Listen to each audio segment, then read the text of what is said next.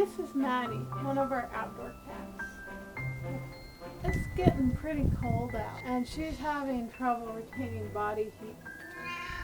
So I went and got a tape measure to measure the size Maddie's box needs to be. So the cat we're making this for is a barn cat. She's been outside her whole life and doesn't do well inside. So you could put this project together a couple of different ways. Use brad nails or staples, screws or fasteners, or you can dowel like we did if you want to show off your skills.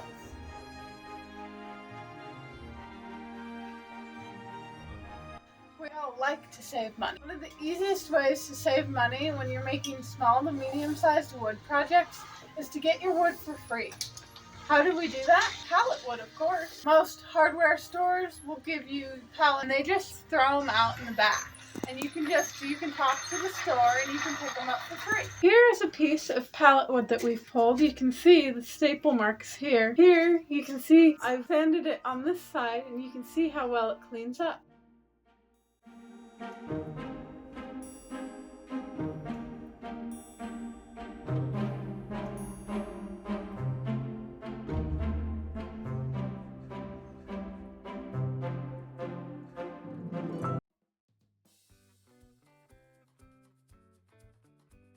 When you're putting two boards together, especially like this, it really matters that this side is square to this side, because otherwise you create an artificial cut that amplifies the more boards you're putting together. With a jointer here, true up the edge to here. You can also do that with a table saw. If you would like to see us do it with a table saw, comment below. Safety first, earplugs and safety glasses.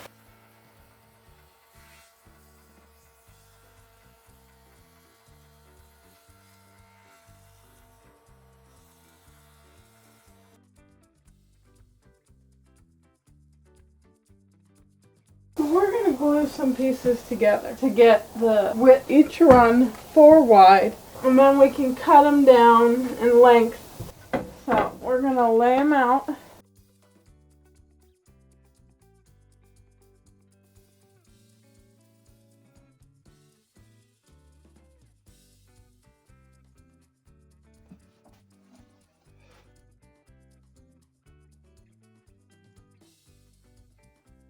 One thing you'll notice about wood is that it likes to warp and cut based on the grain at the end. This one has a very defined grain. Cup like this. One way to avoid cupping is to put it against another board, but put the cups against each other like this. So this one cups this way. This helps fight warping and cupping. We're going to start with the shorter boards first because I need to make sure I get 2 pieces out of this glue up. So we're going to set up the table saw. We're going to set the fence 13 inches over. I'm going to run them on this table saw bevel T. It's an angle slide piece that makes sure you have a 90 degrees. And it just slides, and it makes it easy to repeat. You just slide over the fence and push, slide over the fence and push. To set the fence, we have to bring the saw up. Where's it at?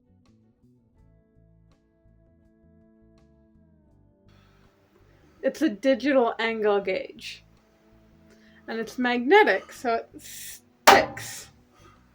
So if we set 0 this way, we can then put it to the blade this way, and when it's 90 degrees, I stop. Turning it on. You're going to 0 it. I take it and I attach it to the blade. And I don't want it up on the teeth because the teeth will affect the angle. Almost. There. This one's made of a different material, so it holds true for longer. And I know this one's accurate. If you would like a video on how to check a plane or how to check your square, we can do that later. Put your square down and you go over to your blade And you're looking for a gap or a line of light between this and the blade. And it's dead on. Now I'm going to lower the blade because I don't need it nearly that high. This is a cover plate. This is zero clearance cover plate. I need it 13 inch. And yes, there are markings here. No, I do not trust them. To make sure that my angle, that I don't have a wicked angle on my tape measure, partially locked so that when I tap it, it doesn't go flying.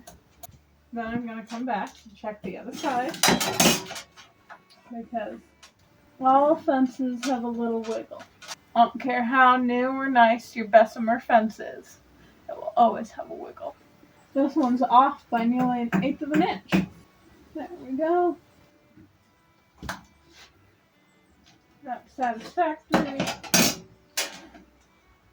That's satisfactory. And yes, it does not have to be that exact because we're building a box, not a piano, but it matters.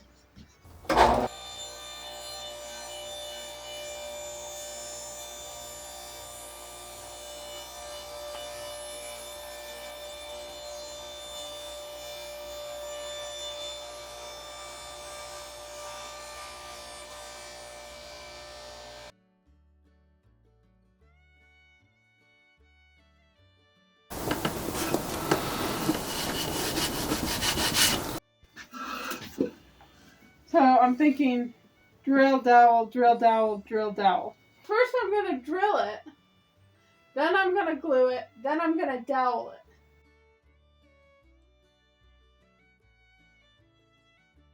it. Meh, it's my box and I'll do what I want with it.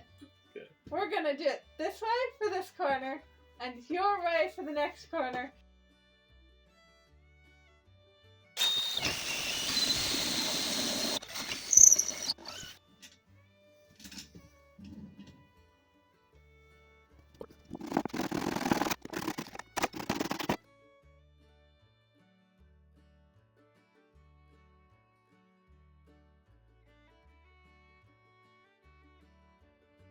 Secured enough to the point where we can take off our clamps and start working on the other part. Flip it so that the front is facing up. To make this design a little more elegant looking, we're going to inset the front boards like this.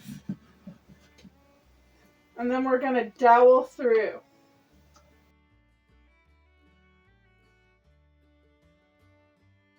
So to secure this piece in, we're going to take runners and run them here and here on the sides. And then we're going to put this on top and glue it to the runners. And then we're going to dowel in like we did in the front. I've got a little piece here. I'm going to do this on both sides, but let's do this side first. There's my mark. Snug as a bug in a rug. Show what you're doing. Lining up on this edge and this edge by finger clamping, running it up.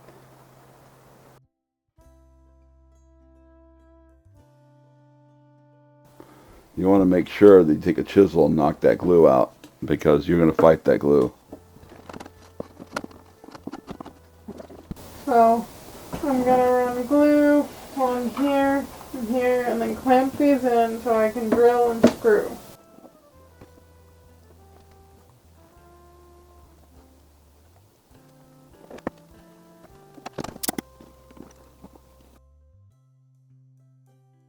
I didn't want to go any further up. You don't grab onto the cutting edges. Try and get as close to the cutting edges as possible. The closer it is to this, the more stable it is.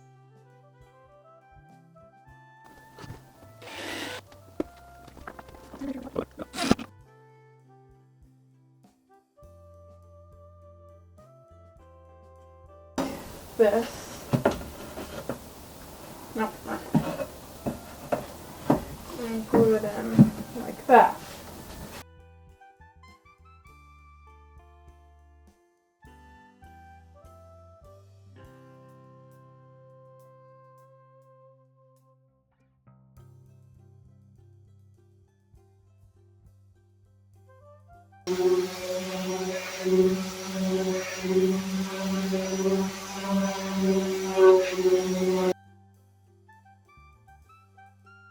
These boxes make wonderful presents for those family members or friends of yours that have cat outdoor animals. They'd be good sellers at craft fairs, at bazaars, anywhere you would sell anything you made.